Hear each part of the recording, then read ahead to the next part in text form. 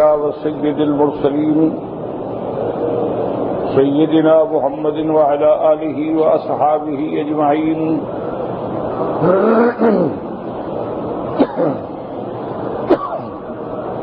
اللهم صل على سيدنا محمد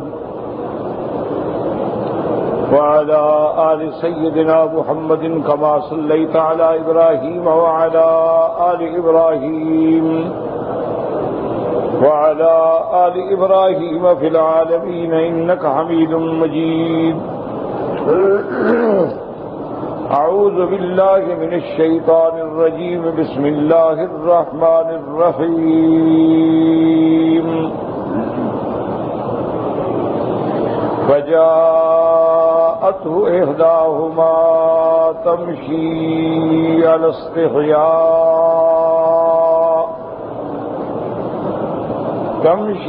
استحياء قالت إن أبي يدعوك ليجزيك أجر ما سقيت لنا.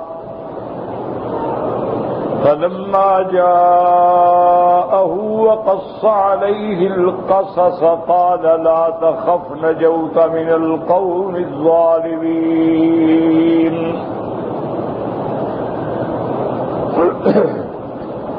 قالت إحداهما يا أبت استأجره إن خير من استأجرت القوي الأمين.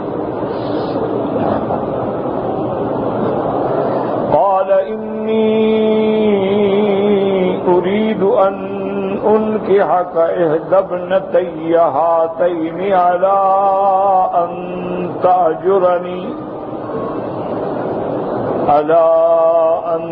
تأجرني 8 حجج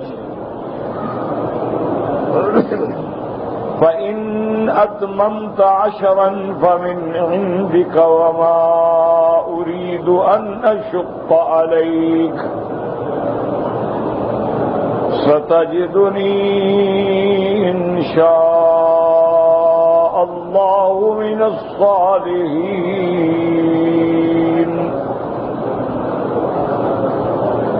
قال ذلك بيني وبينك أيما الأجلين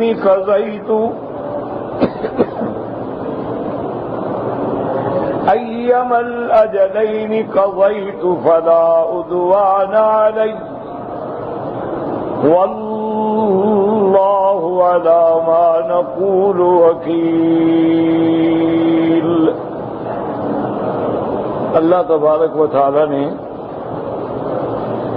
کلام مقدس کی ان آیات مبارکہ میں سیدنا موسیٰ علیہ السلام کے بارے میں بڑی تفصیل سے ذکر فرمایا. جیسا کہ آپ نے پڑھا ہے کہ اللہ نے سیدنا موسیٰ علیہ السلام کی ولادت مبارک کا ذکر، پھر ولادت کے بعد کے حالات کے پیش نظر آپ کی والدہ کو اللہ کی طرف سے الہام و القاء کہ اپنے بیٹے کو کسی صندوق میں ڈال کے دریا کے سپرد کر دیں. پھر موسیٰ علیہ السلام کا صندوق میں جانا اور صندوق کا فرعون کے گھر میں پہنچنا. پھر فرعون کی بیوی کے دل میں اللہ نے حضرت موسیٰ علیہ السلام کی محبت ڈال دی، انہوں نے اپنا بیٹا بنایا. اللہ نے فرعون کے ظلم سے، قتل سے حضرت موسیٰ علیہ السلام کو محفوظ رکھا. پھر موسیٰ علیہ السلام کا اپنی والدہ کی طرف واپس لوٹنا، اور اس کے بعد آپ کے ایام ابتدائی جو ہیں شباب تک وہ فرعون کے محل میں زندگی بسر کرنا.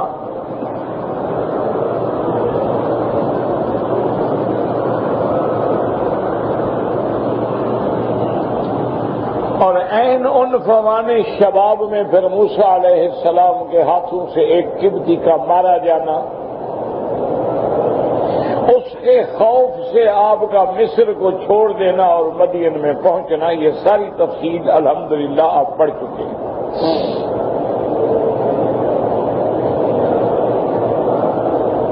لیکن ایک بات پہ غور کریں کہ سیدنا محمد مصطفیٰ صلی اللہ علیہ وسلم بالاتفاق یہ بات ہے کہ آپ امام الانبیاء والمرسلین ہیں،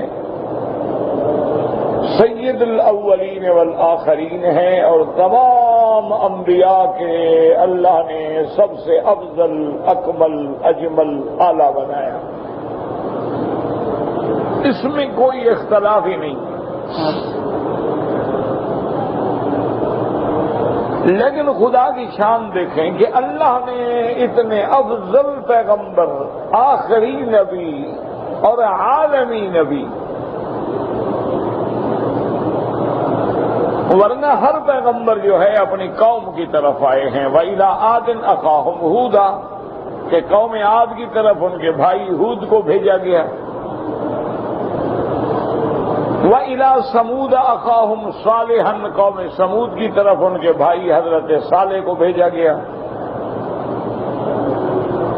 وَإِلَىٰ مَدْيَنَ أَخَاهُمْ شُعَيْبًا، قوم مدین کی طرف حضرت شعیب کو بھیجا گیا۔ یعنی ہر قوم میں نبی آئے، اور ان کی نبوت جو ہے وہ اسی قوم کی حد تک تھی۔ اب دیکھیں، حضرت ابراہیم علیہ السلام اور لوط علیہ السلام کا زمانہ جو ہے ایک ہے، اور ویسے بھی حضرت لوط علیہ السلام حضرت خلیل کے رشتہ دار ہیں، عزیز ہیں۔ لیکن حضرت ابراہیم الخلیل علیہ السلام کو اللہ نے جس قوم کی طرف نبی بنا کے بھیجا ہے، لوط علیہ السلام ان کی طرف نہیں بھیجے گئے۔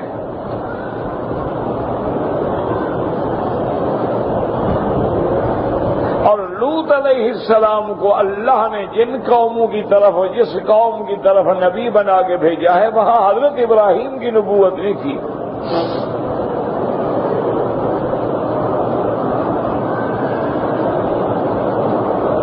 تو اس لیے آپ دیکھیں کہ ہر نبی اپنی قوم کے لیے آیا، علاقے کے لیے آیا، ایک محدود زمان کے لیے آئے، لیکن ایک ہی نبی ہے جو سارے عالم کے لیے آیا۔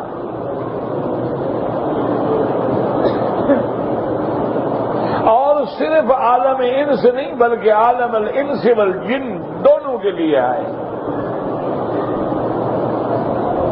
کہ انسانوں کے بھی آپ نبی ہیں اور جنوں کے بھی آپ نبی ہیں۔ اسی لیے جنات کا آنا، اسلام لانا، حضور کی خدمت میں حاضر ہونا قرآن میں موجود۔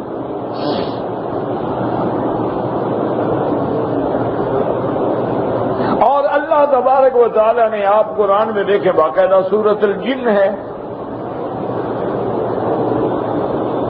اسی طرح اللہ نے قرآن میں سورۃ الرحمن میں دونوں کو خطاب کیا ہے، یا معشر الجن والانس۔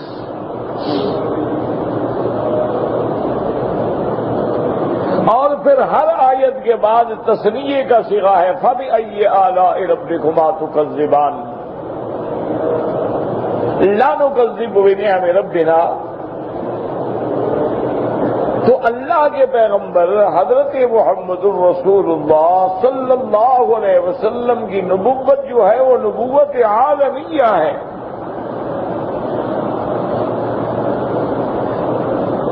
اور دوسری بات یہ ہے کہ حضور جیسے تمام عالم انس و جن کے لیے بھیجے گئے، اسی طرح قیامت تک کے لیے آپ کی نبوت ہے۔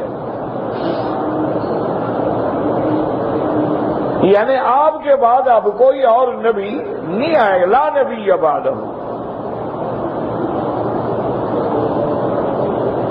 یہ تو قادیانی ایک فتنہ کرتے ہیں لوگوں کے دماغوں میں ڈالنے کے لیے کہ دیکھو جی حضور کی نبوت کو بند کر دیا گیا اور نبوت کو روک دیا گیا، تو یہ نعوذ باللہ شان میں تنقیص ہے۔ ہم تو کہتے ہیں حضور کی نبوت ایسی شان والی ہے کہ حضور کی مہر سے اور نبی بنتے ہیں۔ تو یہ محض لفاظی ہے، الفاظ کا گورکھ دھندا ہے، ورنہ اس کا حقیقت سے کوئی تعلق نہیں۔ جب خود رحمت دو عالم نے فرما دیا ہو، اللہ کے قرآن نے فرما دیا ہو وَلَٰكِن رسول اللہ وخاتم النبیین، اور خاتم کا ترجمہ اللہ کے نبی نے خود کر دیا ہو کہ انا خاتم النبیین لا نبی بعدی، پھر اور ادھر ادھر بہانے بنانے اور خاتم مہر ہے اور مہر جس کو لگا دی جائے، اور تم کو کس نے مہر لگا کے دے دی ہے؟ تم تو 1400 سال بعد پیدا ہوئے، حضور کی مہر تمہارے پاس کیسے آ گئی؟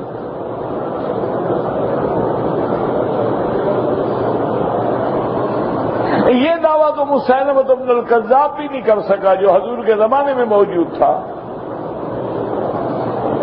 اسود انسی بھی نہیں کر سکا۔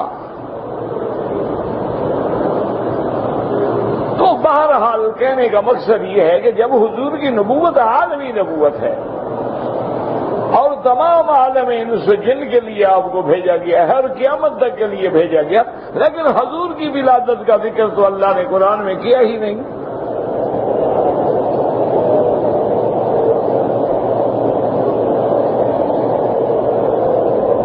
بات کو سمجھیں کہ بھئی حضرت موسیٰ علیہ السلام کی ولادت کا تو قصہ ہے، دودھ پلانے کا بھی قصہ موجود ہے کہ اوحینا الی ام موسیٰ ان ارضعیہ ہے، دودھ پلائیں، فاذا خفت الیہ فالقیہ فی الیم، پھر ان کو دریا میں ڈالیں، یہ سارا موجود۔ اچھا، عیسیٰ علیہ السلام کی ولادت کا قصہ جو ہے وہ بھی بڑی تفصیل سے ہے، یعنی عیسیٰ علیہ السلام کی ماں کا ذکر ہے، پھر نانی کا ذکر ہے، پھر ان کے منت ماننے کا ذکر ہے۔ اذ قالت امرأۃ عمران انی نذرت لک ما فی بطنی محررا فتقبل منی، سارا قرآن میں۔ اور جب بچی پیدا ہو گئی اس کے بعد بی بی حیران ہوئی، اس نے کہا یا اللہ میں نے تو منت مانی تھی لیکن لیست ذکر کالانثیٰ، بچی جو ہے وہ مرد کا مقابلہ تو نہیں کر سکتی نا، مرد مرد ہوتا ہے، عورت عورت ہوتی ہے۔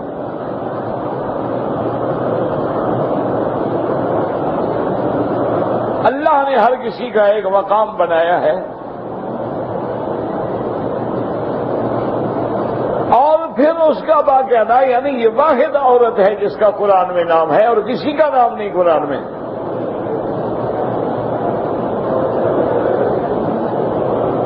اللہ نے قرآن میں حضور پاک کی بیویوں کا بھی نام لیے، حضور کی بیٹیوں کا بھی نام نہیں، حضور کی والدہ کا بھی نام نہیں۔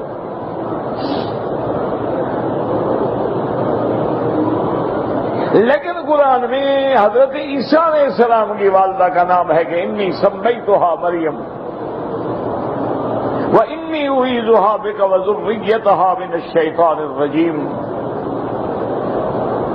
پھر یہ بھی ذکر ہے کہ بی بی مریم کی کفالت جو ہے وہ اللہ کے نبی حضرت زکریا نے کی۔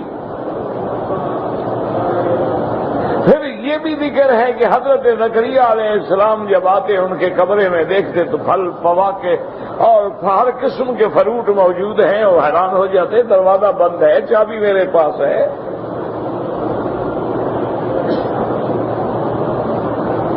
یہ عجیب بات ہے کہ یہاں پھل کیسے پہنچ گئے؟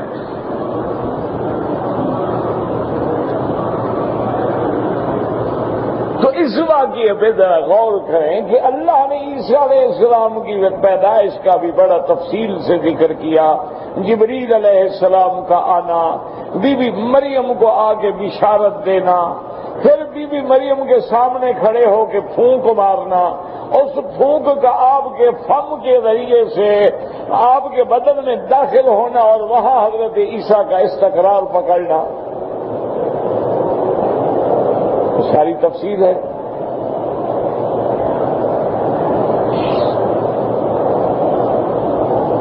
پھر عیسیٰ علیہ السلام کی پیدائش ہے اور بی بی اکیلی بیٹھی ہے، بچہ پیدا ہو گیا اور بغیر خاوند کے پیدا ہو گیا۔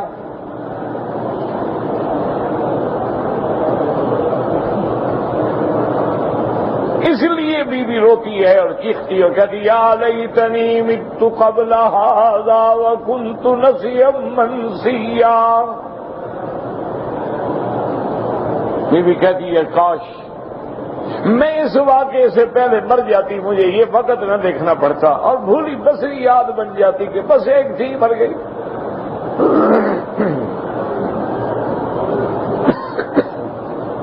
فناداها من تحتها ألا تحزني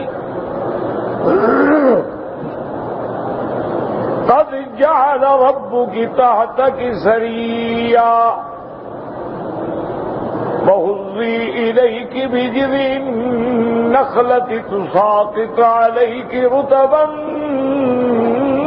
جنيا فَكُلِي وَاشْرَبِي وَقَرِّي عَيْنًا۔ اللہ نے حکم دیا حضرت جبریل کو آواز دیں، بی بی کو تسلی دے کہ مت گھبرائیں، نہ گھبرائیں، ابھی ہم نے سارا انتظام کر دیا ہے، پانی کا چشمہ بھی جاری کر دیا ہے، اور تمہارے لیے دوا بھی ہے، غذا بھی ہے، کھجور کا بھی انتظام کر دیا ہے۔ مولا کھجور تو کہیں نہیں ہے، موسم بھی نہیں ہے، میں تم درخت کو ہلاؤ تو صحیح۔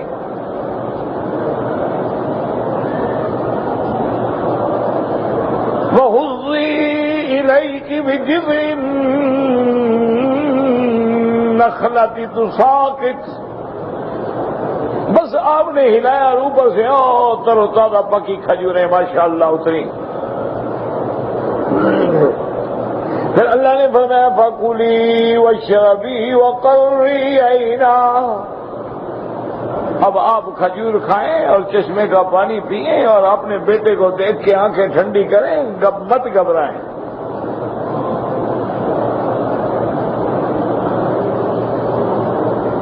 میرا اللہ اب کھانے کا تو انتظام ہو گیا، پینے کا بھی ہو گیا، بچے کی زندگی کا بھی ہو گیا، لیکن میں قوم کو کیا جواب دوں گی؟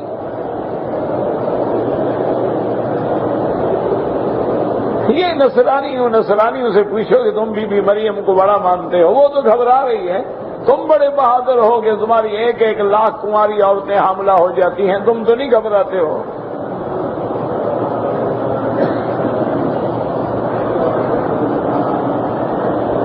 ایک لاکھ عورتیں 1 سال میں 9 سال سے لے کر 12 سال کی کنواری مائیں ہوتی ہیں انگریزوں کی۔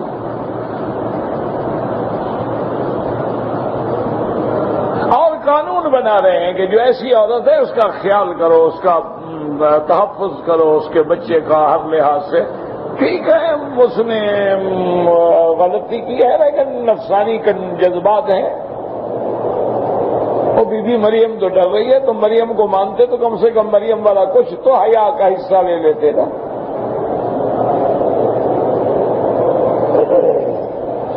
تم اگر واقعی بھی نہیں کہ یہ قوم کیا بی بی مریم کو مانے گی، جنہوں نے شراب کا نام بھی بی بی مریم پہ رکھا ہوا، بلڈی دیوی، خونا شام مریم۔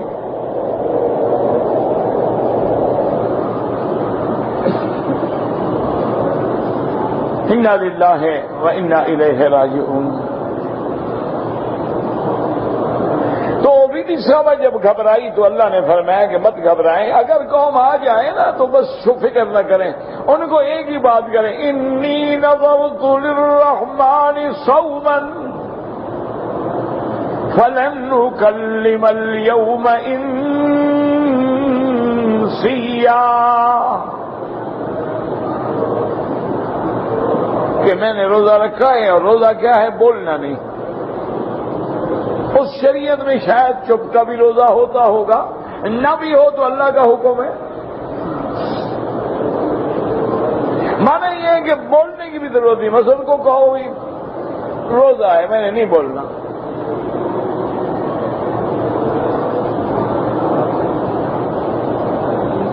فَأَتَتْ قَوْمَهَا تَحْمِلُهُ قَالُوا يَا مَرْيَمُ لَقَدْ جِئْتِ شَيْئًا فَرِيًّا يَا أُخْتَ هَارُونَ مَا كَانَ أَبُوكِ امْرَأَ سَوْءٍ وَمَا كَانَتْ أُمُّكِ بَغِيًّا۔ اور یاد رکھیں یہ ہارون سے مراد ہارون نبی نہیں ہے، موسیٰ علیہ السلام کے جو بھائی ہیں ہارون، ان کے اور عیسیٰ علیہ السلام کے درمیان میں تو سینکڑوں سال کا فرق ہے۔ حضرت ہارون اس علاقے میں اس دور میں ایک بہت بڑے اللہ کے عابد و صالح بندے تھے. کوئی آدمی عبادت میں، نیکی میں، پارسائی میں مثال دیتا تھا تو کہتا تھا کہ اچھا تم ہارون ہو بھائی. تو میرے کہنے کا مقصد یہ ہے کہ عیسیٰ علیہ السلام کی ولادت پہ بھی اتنی لمبی بحث موجود ہے، موسیٰ علیہ السلام کی ولادت کا بھی قصہ موجود ہے، لیکن رحمت دو عالم صلی اللہ علیہ وسلم کی ولادت کا ذکر ہی نہیں قرآن میں.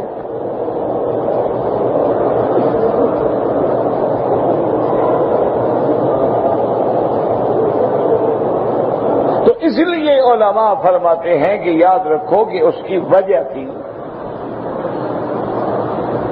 کہ اصل چیز تو ہے مقام نبوت اور رسالت.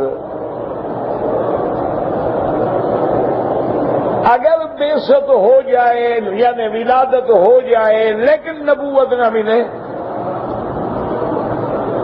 تو اصل مقام جو ہے وہ نبوت و رسالت ہے.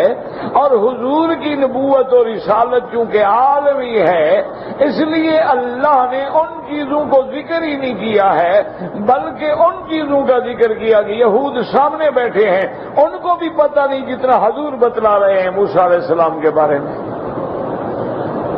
کہ ان کو پتہ لگے کہ اللہ کا نبی سچا نبی ہے. کہ یہ تو بالکل اول سے لے کر آخر تک ہمارے نبی کو جانتے ہیں. اللہ کے نبی بیان کر رہے ہیں کہ عیسیٰ علیہ السلام کیسے پیدا ہوئے، ان کی والدہ نے کیا کہا، ان کی نانی نے کیا کہا، حضرت زکریا نے کیا کہا، تاکہ نصارہ سمجھ سکیں کہ یہ علم حضور کو کہاں سے آیا. مانا ہے کہ سچا نبی ہے، اللہ نے خبر دی ہے.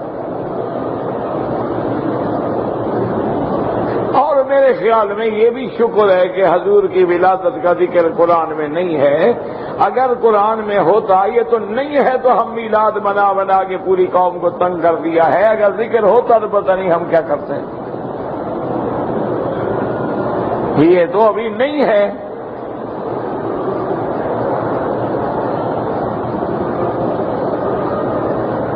اللہ کے بندے، شان میلاد بنانے میں نہیں ہوتی، شان اتباع محمد مصطفیٰ میں ہوتی.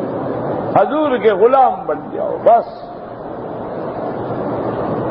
حضور حکم دے میلاد کا منا لو، نہ دے بس ختم.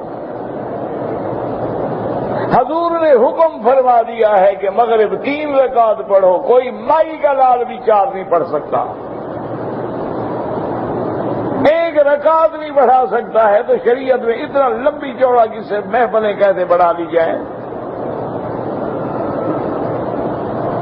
اللہ کے نبی نے ہمیں پڑھ کے دکھا دیا کہ فجر کی نماز 2 رکعتیں 2 رکعت ہی رہے گی، کبھی 4 رکعت نہیں بن سکتی.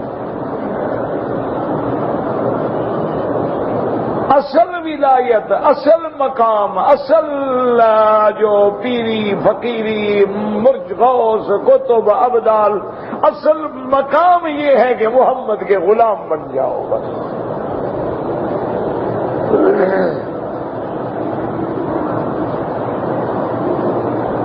لاکھ ذکر اذکار ایک طرف اور ایک سنت پہ چلنا ایک طرف.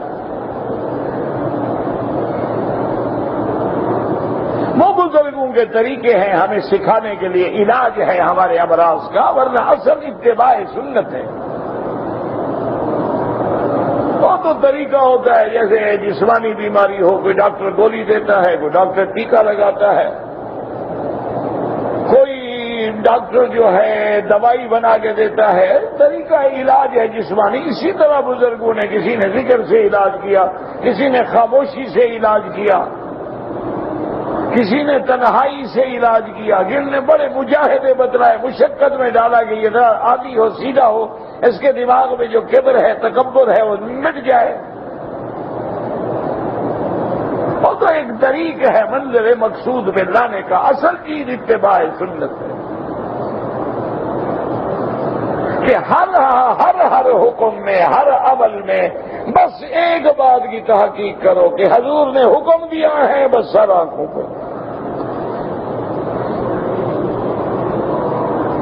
اگر اللہ اللہ کے نبی نے حکم نہیں دیا ہے اور صحابہ نے بھی نہیں کیا ہے، اجماع میں بھی ثابت نہیں ہے، خلفاء راشدین خیر القرون میں، اور لاکھ بظاہر اچھا عمل نظر آئے لیکن وہ بدعت ہے۔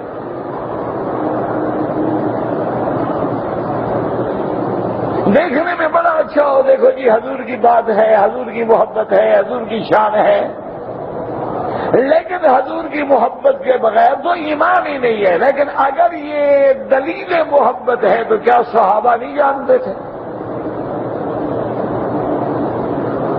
تو اس لیے اب آپ دیکھیں کہ اللہ نے قرآن میں حضرت موسیٰ علیہ السلام کا واقعہ کیسے بیان کیا ہے کہ جب حضور بیان کریں تو یہود آنکھیں کھول کے بیٹھ جاتے تھے کہ اللہ کے نبی کو کس نے بتایا۔ اب قرآن کہتا ہے کہ موسیٰ علیہ السلام وہاں درخت کے نیچے بیٹھ گئے، وہ بیویاں جلدی سے بکریاں لے کے گھر پہنچی، ان کے والد حیران ہو گئے کہ آج جلدی آ گئی ہیں، تو انہوں نے پوچھا کہ بیٹا کیسے جلدی آ گئی؟ انہوں نے کہا بجان وہاں ایک آدمی ہے، مسافر ہے، یہاں علاقے کا تو نہیں ہے، اور اس نے ماشاءاللہ ہمیں ہماری بکریوں کے لیے ڈول نکالا، پتھر ہٹایا، پانی پلایا، اور وہیں بیٹھے۔ انہوں نے کہا تو جائیں اس کو بلا کے لائیں۔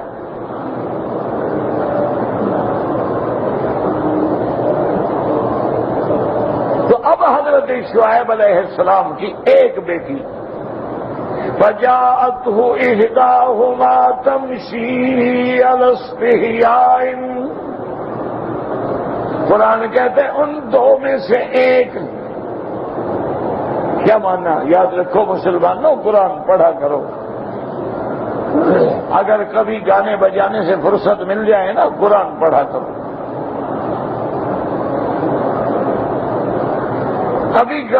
کبھی آپ کو انٹرنیٹ اور ڈش پہ بیٹھنے سے فرصت مل جائے تو قرآن پڑھا کرو، قرآن میں ہی نجات ہے۔ دیکھو انداز دیکھو، فجاءته احداهما، ان دو میں سے ایک، قرآن نام نہیں لیتا، چھپا کے بات کرتا ہے، ہمیں سبق دیتا ہے کہ اپنی بیٹیوں کا نام چھپایا کرو، اسکینڈل نہ بنایا کرو لوگوں کے سامنے۔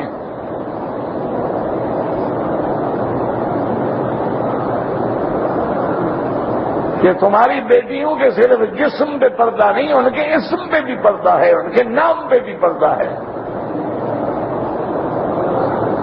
ورنہ اللہ تو جانتے ہیں نا کہ شعیب کی کون سی بیٹی کیا نام تھا، لیکن قرآن نام نہیں لیتا۔ فجاءته احداهما تمشي على استحياء، اور قرآن کہتا ہے کہ وہ بی بی آئی لیکن حیا کے ساتھ، وقار کے ساتھ، حشمت کے ساتھ، عظمت کے ساتھ، چادر لپیٹے ہوئے، بدن چھپائے ہوئے، حیا سے قدم اٹھاتے ہوئے، یہ نہیں کہ ڈانس کرتی ہوئی آئے۔ آج تو گھروں میں جاؤ نا، لڑکیاں ایسے اڑتی ہیں جیسے تتلیاں اڑ رہی ہوں۔ اتنا میرے خیال میں مشینوں میں لگی ہوئی کھڑکیاں نہیں گھومتی جتنا یہ گھومتی ہیں گھروں میں۔ کیوں؟ بیچاری دوڑے گی تو کوئی بدن سے کپڑا ہٹے گا، آرام آرام سے چلے پھر تو بات نہیں بنتی نا۔ ہاں آرام آرام سے بھی چلتی ہیں وہ جب ماڈل بنے، جب کوئی انہوں نے کیٹ واک کرنی ہو، کپڑا دکھانا ہو، شو دکھانا ہو۔ آج کل تو ماشاءاللہ زلفوں کے بھی مقابلے ہیں۔ اسلام ترقی کر رہا ہے۔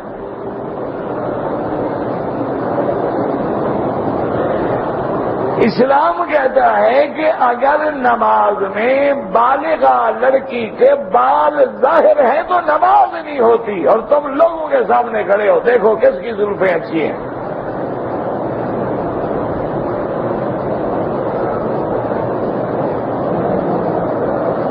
لا تصیح صلاۃ الحائض الا فی خمارها، حضور نے فرمایا بالغہ بچی جو ہے وہ بغیر دوپٹہ اوڑھے ہوئے، بال چھپائے ہوئے نماز پڑھے نماز نہیں ہوگی۔ اللہ فرماتا ہے نماز میں بال نہ کھولو۔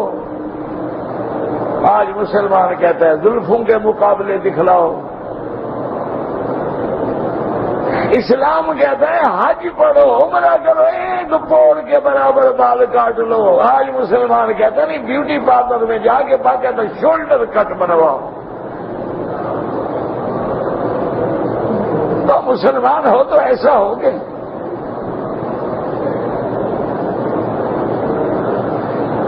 اسلام کہتا ہے کہ کوئی عورت جو ہے گھر کے اندر سے بھی کسی اجنبی سے نرم بات نہ کرے. اور آج کا مسلمان کہتا ہے کہ نہیں جناب میری بیٹیاں بڑی سوشل ہیں,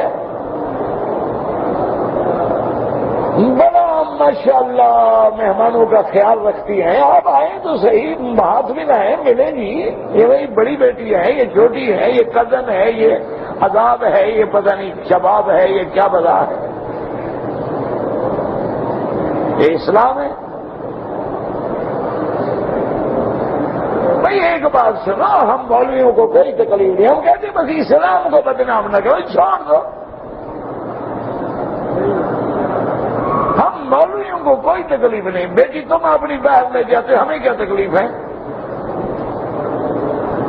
تم اپنی بیٹیوں کو لون کے کپڑے پہنا کے اللہ کے کعبے میں لے آئے ہوگے, ٹانگیں نظر آ رہی ہے, بدن نظر آ رہا ہے.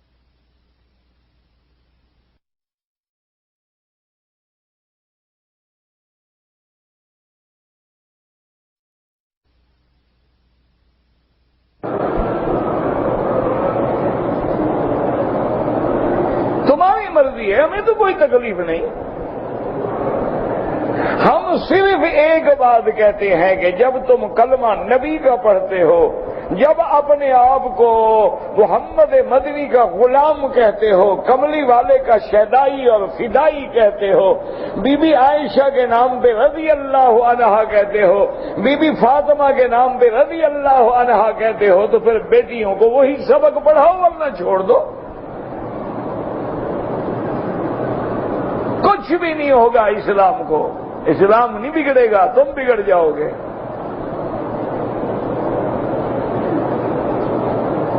ساری دنیا اگر اسلام سے نکل جائے تو اللہ کا کیا نقصان ہے؟ لیکن اسلام نے رہ کے اسلام کو بدنام نہ کرو. نام رشدی رکھو اور بکواس محمد مصطفیٰ کو کرو. نام تسلیمہ رکھو اور حضور کی بیویوں کے خلاف زبان کھولو. بس یہ نہ کرو, کہہ دو کہ میں ہندو ہوں, میں کافر ہوں, میں یہودی ہوں, بات ختم ہو گئی. آج تک مسلمان علماء قادیانیوں سے کیوں لڑ رہے ہیں؟ اتنا یہودیوں سے نہیں لڑتے, نصرانیوں سے نہیں لڑتے, ہندو سے نہیں لڑتے, قادیانیوں سے کیوں لڑ رہے ہیں؟ انہوں نے ہمارا رقبہ کہیں نہ. ہم کہتے ہیں تم مسلمان بن کے ڈاکہ نہ ڈالو. یہودی کہتا ہے میں یہودی ہوں, نصرانی کہتا ہے میں نصرانی ہوں, ہندو کہتا ہے میں ہندو ہوں. تم کہتے ہو نہیں ہم تو مسلمان ہیں.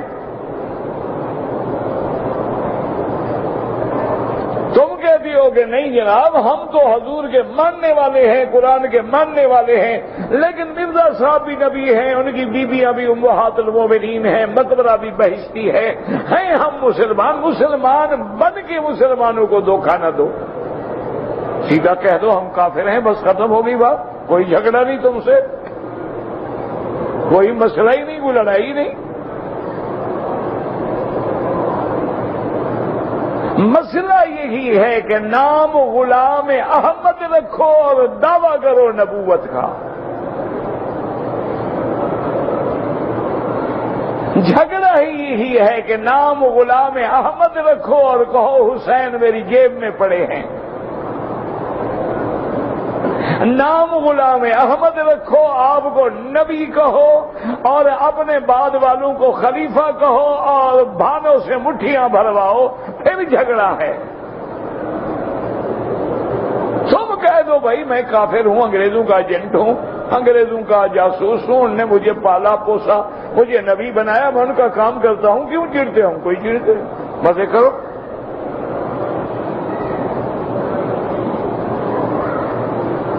اگر آپ نے کلمہ شریف پڑھا ہے تو پھر حضور کے حکم پہ چلنا ہوگا. اور یہ دلائل دینا کہ جی حضور کے زمانے میں بھی بیویاں جنگ میں تشریف لاتی تھیں، تم بھی جنگ میں بیٹیاں بھیج رہے ہو جب بیچ پہ جاتی ہیں سمندر کے کنارے جنگ لڑ رہی ہوتی ہے۔ تم جب اپنے کلب میں بھیجتے ہو بیٹیوں کو، وہاں بھی کوئی جنگ ہوتی ہے کلب میں؟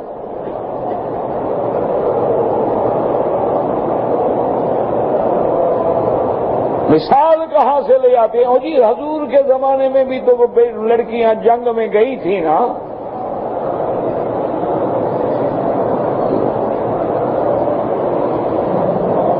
خدا کے لیے اسلام کو بدنام نہ کریں، اسلام کو ماننا ہے ٹھیک مانو، نہیں ماننا ہے چھوڑ دو۔ اسلام میں دو رنگی نہیں ہے۔ اسی لیے حضرت قاضی صاحب کیا بڑی بات کہتے تھے، اللہ ان کی قبر پہ رحمت فرمائے۔ وہ کہتے تھے کہ بھائی مسلمان بننا ہے تو پھر صدیق بن جا، اور کافر بننا ہے تو ابو جہل بن جا، درمیان میں کیا مقام ہے؟ آدھا تیتر آدھا بٹیرا۔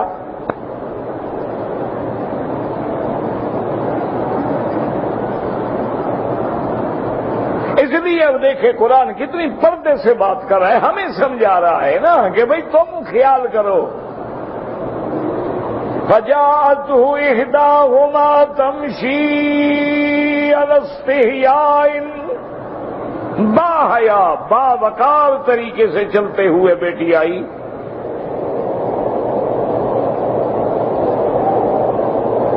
ایمان سے کہو یہی حیا وقار ہے کہ چہرہ کھلا ہوا ہو، بازو یہاں تک ہوں، شلوار جو ہے وہ پنڈلی تک ہو، یہی حیا ہے، یہی وقار ہے مسلمان عورت کا۔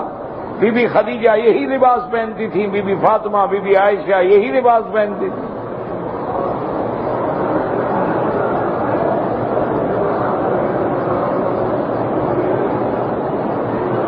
اور آگے دیکھیں آگے کیا کہتی ہے، قالت ان ابی يدعوك ليجزي لك اجر ما سقيت لنا۔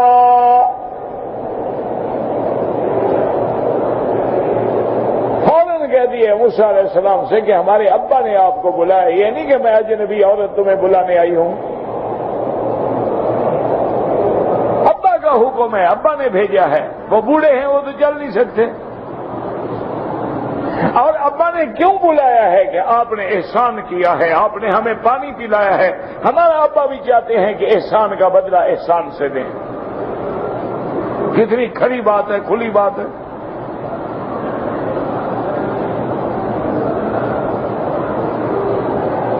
قالت ان ابی يدعوك ليجزي لك اجر ما سقيت لنا۔ فلما جاءه وقص عليه القصص قال لا تخف نجوت من القوم الظالمين۔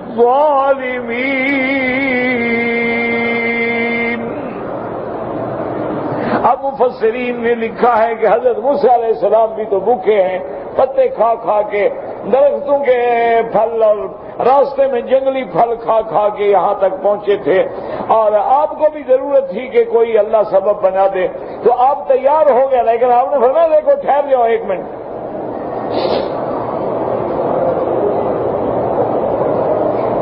میں آگے چلوں گا تم میرے پیچھے چلو۔ مانا کیا ہوا، یعنی حضرت موسیٰ علیہ السلام بھی ماڈرن نہیں تھے، لیڈیز از فرسٹ کے قائل نہیں تھے کہ عورت آگے۔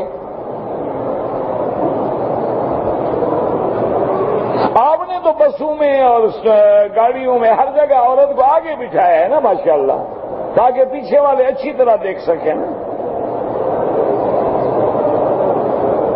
اسلام تو نماز میں آگے نہیں کرتا، تم بسوں میں آگے بٹھاتے اور کہتے یہی وسعت ہے۔ اسلام کہتے ہیں عورت نماز میں مرد کے پیچھے ہو، مردوں کے لیے پہلی صفیں افضل ہیں اور عورتوں کے لیے آخری صفیں افضل ہیں۔ وجہ کیا ہے کہ جب عورت رکوع میں جائے، سجود میں جائے، اگر مرد پیچھے کھڑے ہوں گے تو اس کی موومنٹ پہ ان کی نظر ہوگی، اور شیطان وسوسہ ڈال سکتا ہے دل میں؟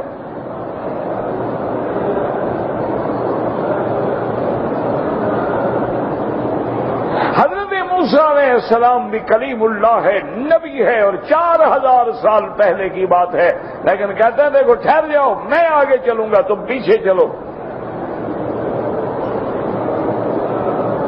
علماء نے فرمایا اس کی وجہ کیا تھی کہ اگر لڑکی آگے ہو اور موسیٰ علیہ السلام پیچھے ہوں، ہو سکتا ہے ہوا ہے، دوپٹہ اڑ جائے، کچھ ہو جائے، اس کے بدن پہ بالوں پہ نظر پڑ جائے۔ اللہ کا نبی تو نہیں ڈالنا چاہتا نا نظر۔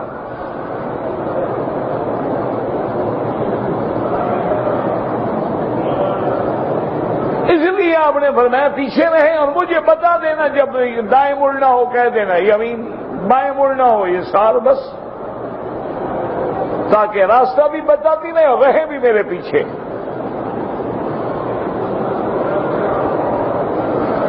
اب اسی حال میں چلتے ہوئے حضرت موسیٰ علیہ السلام سیدنا شعیب علیہ السلام کے پاس پہنچے اور آگے ان کو واقعہ بتایا کہ میں اس طرح فرعون کے گھر میں تھا، اس طرح میرے ہاتھ سے ایک بندہ مر گیا، وہ مجھے قتل کرنا چاہتے تھے اور میں وہاں سے فرار ہو کے جو راستہ نظر آیا چل پڑا اور یہاں پہنچ گیا۔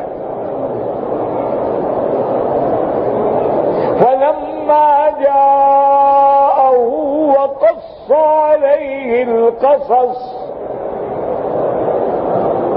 اب حضرت شعیب نے فرمایا قال لا تخف نجوت من القوم الظالمین،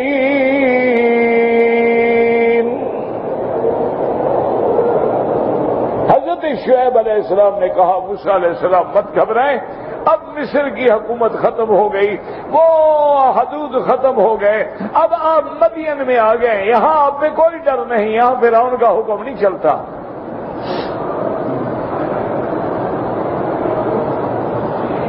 اللہ نے آپ کو ان ظالمین سے نجات دی ہے، آپ بالکل نہ ڈریں۔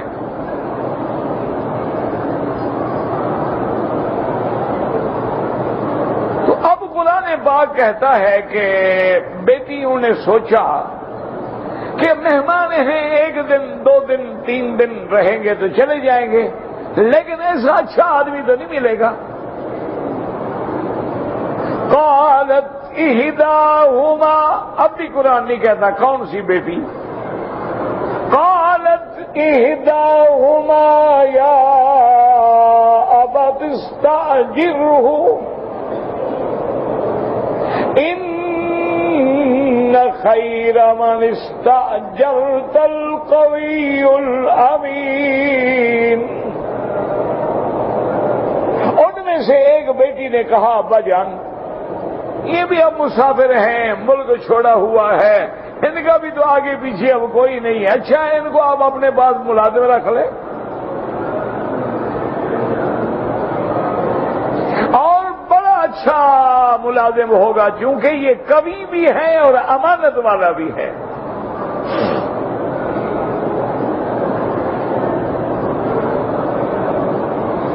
تو بعض علماء نے لکھا ہے کہ حضرت شعیب سے جب یہ بات ہوئی تو آپ نے فرمایا بی بی اپنی بیٹیوں سے تمہیں کیسے پتا ہے کہ یہ قوی ہے، تمہیں کیسے پتا ہے کہ یہ امین ہے؟ تو اس لیے علماء نے لکھا اگر گھر میں بیٹی کسی غیر مرد کی تعریف کرے تو ذرا فوراً متنبہ ہو جاؤ، تحقیق کرو کیوں کر رہی ہے۔ آج تو خیر یہ پرانی باتیں ہیں نا، ہم مولوی ہیں نا پاگل لوگ ہیں، ابھی تک وہی پرانی باتیں، کعبہ بھی پرانا، قرآن بھی پرانا، ہمارا نبی بھی پرانا، ہم تو ملا لوگ ہیں نا پرانے خیالات کے۔ ورنہ آج کل تو دنیا بہت آگے بڑھ گئی ہے، لڑکیاں آگے باپ سے کہتی ہیں ڈیڈی مائی فرینڈ، یہ میرا دوست ہے اور بیسٹ فرینڈ، بہت اچھا دوست ہے۔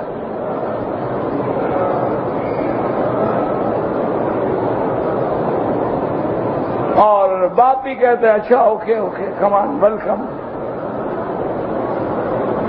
آج کل تو وہ دور ہے نہیں تو ہم ملا لوگ ہیں، لوگوں کو پیچھے لے جا رہے ہیں، دیکھو نا کافر آپ کو چاند پہ پہنچا رہے ہیں، ہم پیچھے لے جا رہے ہیں۔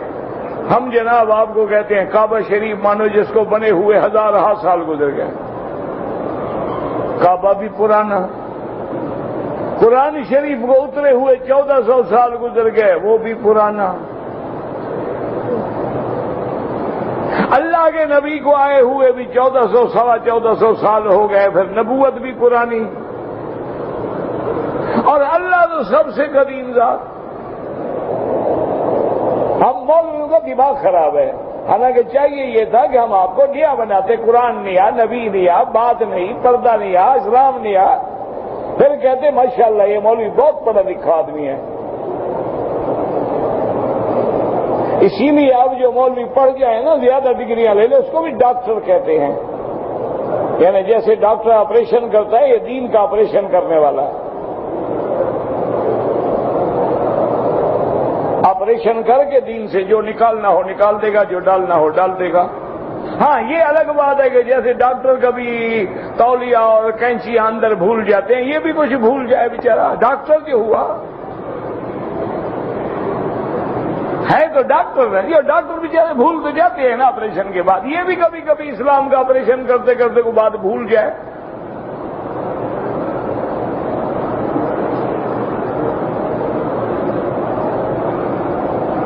حضرت شعیب نے پوچھا کہ کیسے جانتی ہو کبھی؟ اس نے کہا ابا جان ناراض کیوں ہوتے ہیں؟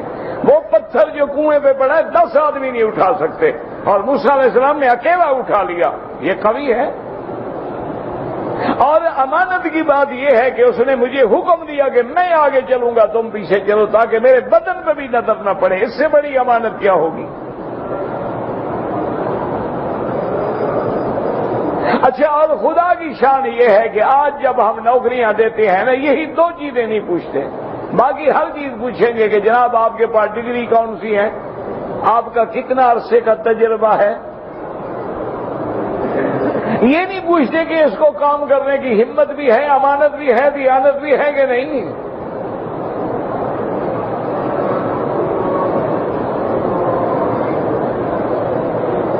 اس لیے علماء نے لکھا ہے کہ قرآن کی روشنی میں ہمیں سبق ملتا ہے کہ اگر آپ نے ملازم رکھنا ہے اپنے کام کے لیے، چاہے آپ ذمہ دار ہیں، آپ ملانر ہیں، آپ صنعت کار ہیں، آپ کچھ ہیں، تو 4 چیزیں دیکھا کریں۔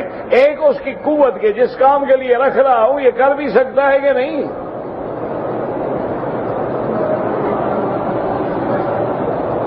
آپ نے رکھا ہے مثلا اینٹ لگانے کے لیے، یہ اینٹ ہی نہیں اٹھا سکتا تو لگائے گا مٹی۔ دوسری بات یہ ہے کہ کیا امانت ہے، ایسا تو نہیں کہ جو کچھ رکھیں گے غائب۔ اور 2 باتیں اور کیا ہے جو یوسف علیہ السلام نے کہی تھی، اجعلنی علی خزائن الارض انی حفیظ علیم۔ یوسف علیہ السلام نے کہا تھا کہ مجھے تم وزارت خزانہ پہ رکھ لو، میں خزانے کی حفاظت بھی کرنے والا ہوں اور علم بھی رکھتا ہوں۔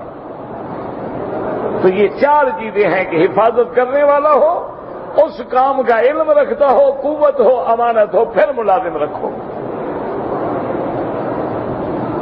اور حضرت عمر نے ایک 5ویں چیز بھی لکھی ہے۔ حضرت امیر المومنین سیدنا عمر بن الخطاب رضی اللہ عنہ، انہوں نے گورنروں کو خط لکھا تھا کہ جب کسی کو عہدہ دو تو پہلے یہ دیکھو نماز کیسے پڑھتا ہے۔ اگر یہ نماز میں چوری کرتا ہے تو جو اللہ کا چور ہے وہ بندوں کا بھی چور ہوگا، اور اگر نماز صحیح معنی میں ادا کرتا ہے تو جب یہ اللہ کا چور نہیں تو بندوں کی بھی چوری نہیں کرے گا۔ اور ہم اللہ کا فضل ہے یہ 5 چیزیں ہی نہیں دیکھتے، ہم کہتے ہیں ڈگری کیا ہے، سفارش کس کی ہے، یا پیسہ کتنا دے گا۔ نتیجہ دیکھ رہے ہو جو نکل رہا ہے کہ ایک غریب آدمی بس لے کے کرائے پہ چلا ہے نا، اگلے سال دوسری لے لیتا ہے۔ سرکاری ٹرانسپورٹ ہو تو انشاءاللہ 100 ڈالو تو اگلے سال 50 ہوتی ہیں، 50 ختم ہو جاتی ہیں۔ تو بہرحال اللہ پاک آپ کو بھی اور مجھے بھی صحیح معنی میں دین پہ چلنے کی توفیق دے۔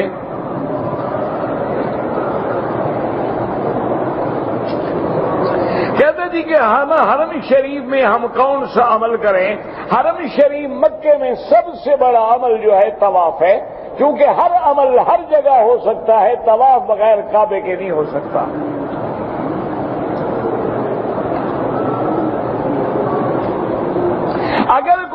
آدمی بد نظر ہے اور لوگوں کو تکلیف پہنچاتا ہے، قیامت میں تو عذاب بھگتے گا۔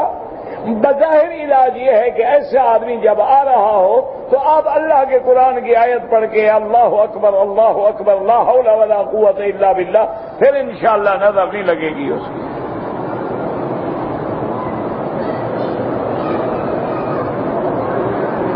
تمام نبی جو تھے عرب آبادی میں گزرے، ہاں جی عرب آبادی میں گزرے ہیں۔ شکر کرو تمہارے علاقے میں نبی نہیں آئے، تم پیر کو خدا بنا لیتے ہو، نبی آتے تو پتہ نہیں کیا بنا لیتے ہیں۔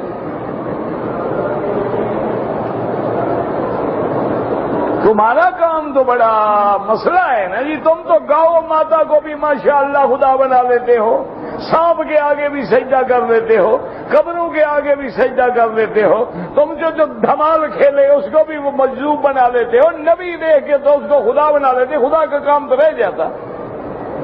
اللہ نے نبی عرب میں بھیجے ہیں، مانے تو صدیق بنے، نہیں مانا تو پھر ابو جہل بنا، کھری بات نہیں ہے، نفاق شفاق نہیں ہے۔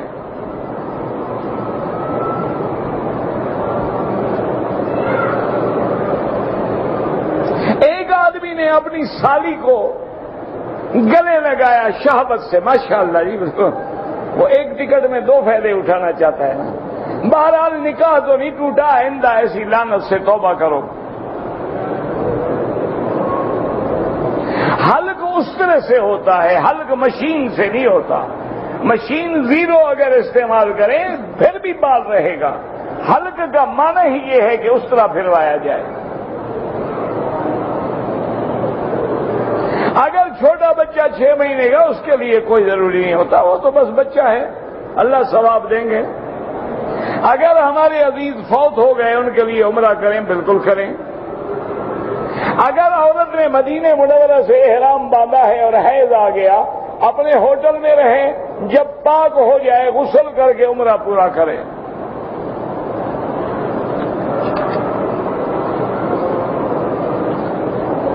کہتے ہیں کہ احرام کی چادریں جن میں ہم نے عمرہ کیا ہے، عمرے کے بعد اپنے گھر میں کام لگا سکتے ہیں؟ بالکل، کیوں نہیں لگا سکتے؟ تمہاری چادریں جو مرضی ہے کام لگاؤ۔ جو آدمی اپنے عزیزوں کے لیے عمرہ کرتے ہیں اس کرنے والے کو بھی پورا ثواب ملتا ہے۔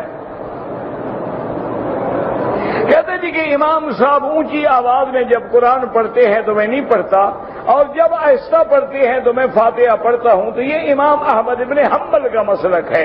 امام ابو حنیفہ رحمۃ اللہ علیہ کے نزدیک ہر حال میں مقتدی نے نہیں پڑھنا ہے۔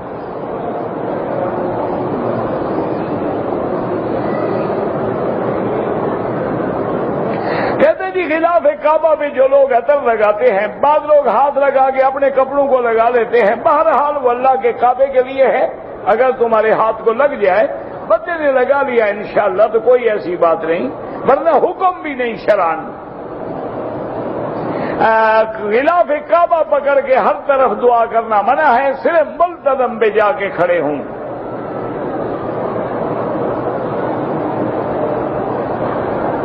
کہتے لوگ چھوٹے بچوں کو لے آتے ہیں، وہ شور کرتے ہیں، بہرحال چھوٹے بچے حضور کے زمانے میں بھی آتے تھے۔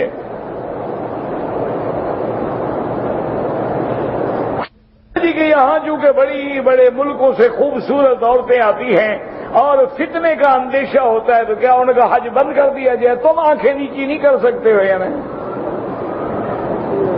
نہ ان کو حج یا عمرے سے منع کر دیں، تم حیا کیوں نہ کر لو؟ کیا مشکل ہے؟ نظر نیچے کر لو،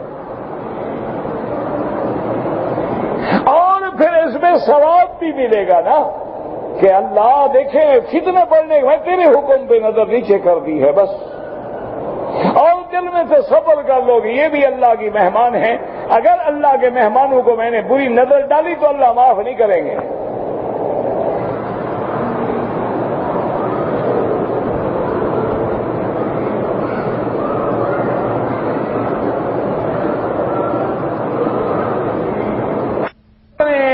گٹھلیوں پہ نہیں پڑھا ہے، ایک روایت آتی ہے کہ ایک صحابیہ پڑھ رہی تھی، حضور نے نہیں پڑھا، حضور نے انگلیوں پہ پڑھا ہے۔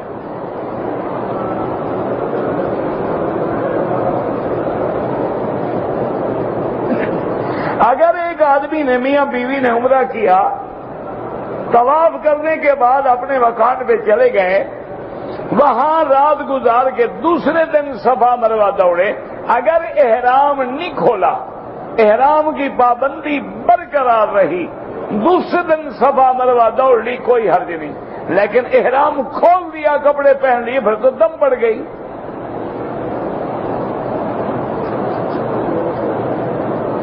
شادی کی ہے، 3 سال ہو گئے، اولاد نہیں ہے، ڈاکٹروں نے جواب دے دیا ہے اللہ سے دعا کریں، اور جو قرآن میں آیات ہے نا، رب لا تذرنی فردا وانت خیر الوارثین، اور استغفر اللہ، اور علاج بھی جاری رکھیں۔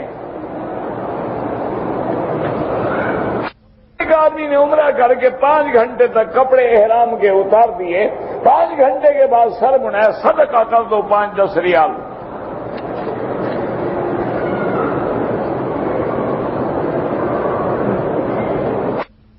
مطابق زندگی کے تو کیا تھا نا کہ انبیاء قبروں میں زندہ ہیں، لیکن وہ عالم برزخ ہے، بتا تو دیا تھا، اب نہیں سمجھ آتا تو اللہ ہدایت دے۔ پہلے مجھے یہ بتاؤ کہ نبی کی زندگی موت پہ بحث کرنے والے تم کون لگتے ہو؟ تمہیں اللہ نے حکم دیا ہے کہ میرے نبی کی زندگی پہ بحث کرو، نبی نے حکم دیا ہے، قرآن نے، حدیث نے، کس نے حکم دیا ہے؟ بھئی خدا نہ کرے، خدا نہ کرے، خدا نہ کرے کوئی لفظ بے ادبی کا نکل گیا، تم تو ایمان سے بھی گئے۔ یہ غیب کے معاملات ہیں، اللہ کے سپرد ہیں، اللہ کی طرف چھوڑ دیں۔ آخر صحیح حدیثوں میں جو آیا ہے کہ بی بی فاطمہ الزہرا حضور کے آخری وقت میں تشریف لائیں، حضور کے قریب ہوئی، حضور نے بات کی تو بی بی رونے لگ گئی، دوبارہ حضور نے اشارہ کیا تو بی بی فاطمہ الزہرا قریب ہوئی، حضور نے کوئی بات فرمائی تو بی بی ہنسنے لگ گئی، تو بی بی عائشہ فرماتی ہے میں حیران ہو گئی کہ یہ کوئی ہنسنے کا وقت ہے کہ اللہ کے نبی کی وفات کی گھڑی ہے اور بی بی ہنس رہی ہے۔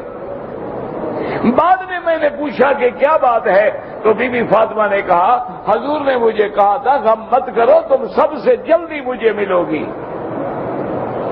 کیسے ملے گی؟ اسی طرح حضور نے اپنی بیویوں سے فرمایا تھا کہ اسرعکن نبیلہ اطولکن یدن، تم بیویوں میں سب سے پہلے بیوی وہ میرے پاس آئے گی جس کا ہاتھ لمبا ہے۔ صحابہ کہتے ہیں ہم نے ہاتھ کا پیمائش کی تو بی بی سودا کا لمبا تھا، لیکن جلدی بی بی زینب فوت ہو گئی، پھر ہمیں پتہ لگا کہ ہاتھ لمبے سے مراد ہے جو بی بی سخی زیادہ ہو، تو بی بی زینب جو ہے ام المساکین تھی۔ کیا معنی جلدی ملو گی؟ کیوں ایسی بحثوں میں پڑتے ہو جس کا اللہ رسول نے ہمیں حکم نہیں دیا ہے؟ اللہ ہدایت دے، بس دعا کرو اللہ معاف فرمائے۔ روز ایک نیا مسئلہ پیدا کر دیتے ہیں۔ کچھ عرب کام کرتے ہیں، داڑھی نہیں رکھتے، ہم نے عربوں کا کلمہ نہیں پڑھا، نبی محمد عربی کا کلمہ پڑھا ہے۔ حضور کی داڑھی تھی یا نہیں تھی؟ حضور کی داڑھی تھی، تو تم کیسے عاشق ہو کہ حضور کے خلاف شکل بناتے ہو؟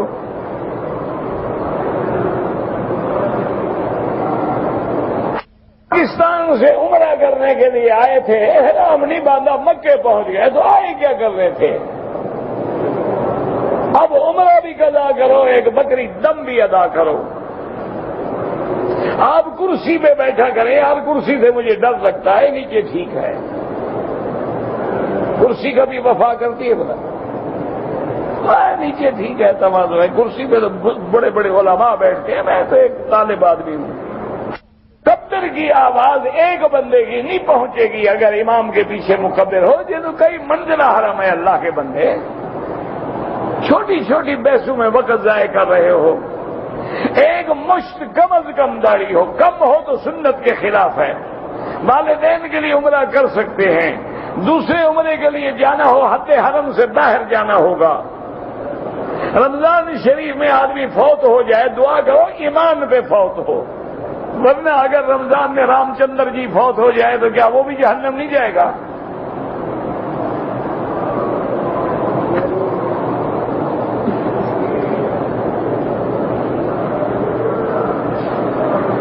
ہر کی کوئی نیت نہیں ہوتی. ایک دفعہ بسم اللہ اللہ اکبر بس نیت ہے، بس 7 چکر لگاؤ. یہ تھوڑے ہر چکر میں نیت کرو. پہلے آگے